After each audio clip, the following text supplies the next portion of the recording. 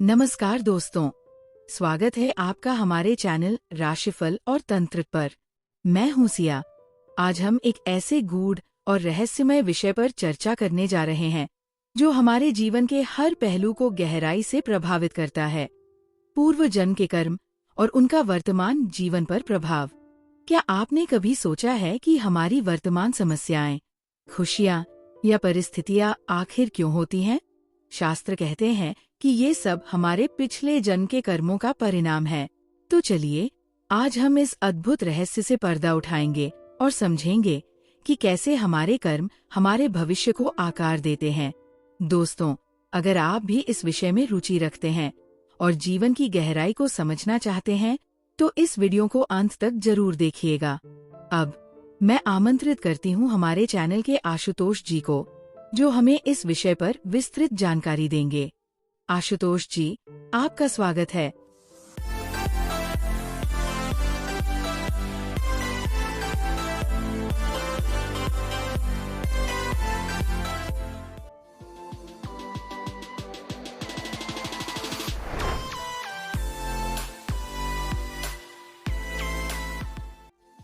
नमस्कार दोस्तों, आज हम एक बेहद खास और गहराई से जुड़े विषय पर चर्चा करने जा रहे हैं, पूर्व जन्म के कर्म और उनका वर्तमान जीवन पर प्रभाव। यह एक ऐसा विषय है जो न केवल हमारे शास्त्रों का मूल आधार है, बल्कि हमारे जीवन के हर पहलू को गहराई से प्रभावित करता है। शास्त्रों में यह कहा गया है कि हमारा वर्तमान जीवन हमारे पूर्व जन्मों के कर्मों का प्रतिफल है। भगवद गीता में भगवान श्री कृष्ण ने कहा है, कर्मण्येवाधिकारस्ते मा फलेषु कदाचन। अर्थात हमारा अधिकार केवल कर्म करने तक सीमित है, उनके परिणाम पर नहीं। हमारी आत्मा, जिसे शाश्वत और अजर-अमर कहा गया है, वह अपने साथ हर जन्म के कर्मों का लेखा जोखा लेकर चलती है। न जायते म्रियते वा कदाचिन्नायं भूत्वा भविता वा न भूया। इसका अर्थ है कि आत्मा न तो जन्म लेती है और न ही मरती है, यह शाश्वत है। अब सवाल यह उठता है कि ये कर्म किस प्रकार हमारे जीवन को प्रभावित करते हैं। हमारे कर्म 3 प्रकार के होते हैं।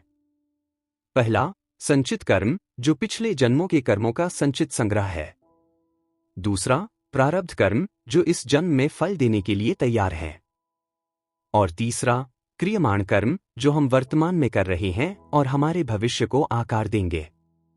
रामायण के एक प्रसंग से इसे समझ सकते हैं। कैकेयी का प्रारब्ध कर्म उन्हें राम को वनवास देने के लिए प्रेरित करता है, लेकिन उनके क्रियमाण कर्म यानी राम के प्रति पश्चाताप उनके भविष्य को नई दिशा देते हैं। हमारे शास्त्र बताते हैं कि पूर्व जन्म के कर्म हमारी आर्थिक स्थिति, रिश्ते, स्वास्थ्य और जीवन के हर पहलू को प्रभावित करते हैं। उदाहरण के लिए, राजा नहुष को अपने अहंकार के कारण सर्प योनि में जन्म लेना पड़ा। अब प्रश्न यह है कि क्या हम अपने कर्मों के प्रभाव को बदल सकते हैं?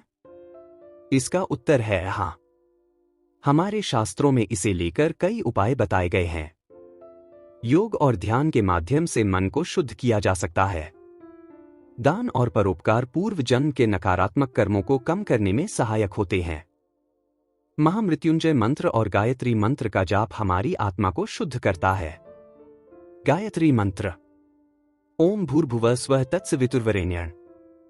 कर्मों को सुधारने का सबसे प्रभावी उपाय यह है कि हम अपने वर्तमान कर्मों को सकारात्मक रखें, क्योंकि वर्तमान ही भविष्य का आधार है। जीवन का अंतिम लक्ष्य कर्मों के चक्र से मुक्त होना है। भगवद गीता कहती है, वसांसि जीर्णानि यथा विहाय। आत्मा पुराने शरीर को वस्त्र की तरह त्याग देती है और नया शरीर धारण करती है। दोस्तों, पूर्व जन्म के कर्म हमें यह सिखाते हैं कि हम अपने जीवन को किस तरह बेहतर बना सकते हैं। हमारा जीवन, हमारे कर्म और हमारी आत्मा, इन तीनों का तालमेल ही हमें जीवन की पूर्णता की ओर ले जाता है। तो आइए, आज से हम अपने कर्मों को सकारात्मक बनाने का प्रयास करें, क्योंकि वर्तमान हमारा है और इसे हम अपने भविष्य के लिए संवार सकते हैं। धन्यवाद। राधे राधे दोस्तों, स्वागत है आपका राशिफल और तंत्र की रहस्यमय और ज्ञान से भरपूर दुनिया में। हमारे चैनल पर आपको मिलेगा ज्योतिष ग्रहों और गोचर की सटीक जानकारी, वार्षिक, मासिक और साप्ताहिक राशिफल, सपनों के अर्थ और सामुद्रिक शास्त्र, रत्न, क्रिस्टल और फेंग शुई की जानकारी, तंत्र मंत्र विद्या और शगुन अपशगुन के विचार, और भी बहुत कुछ जो आपके जीवन को सरल और सकारात्मक बना सकता है। नमस्कार, मैं आशुतोष आपके साथ इस आध्यात्मिक यात्रा में हूँ। हमारा उद्देश्य है आपके जीवन में सकारात्मकता और समाधान लाना। हर सवाल का सही जवाब देने के लिए जुड़े हमारे चैनल से।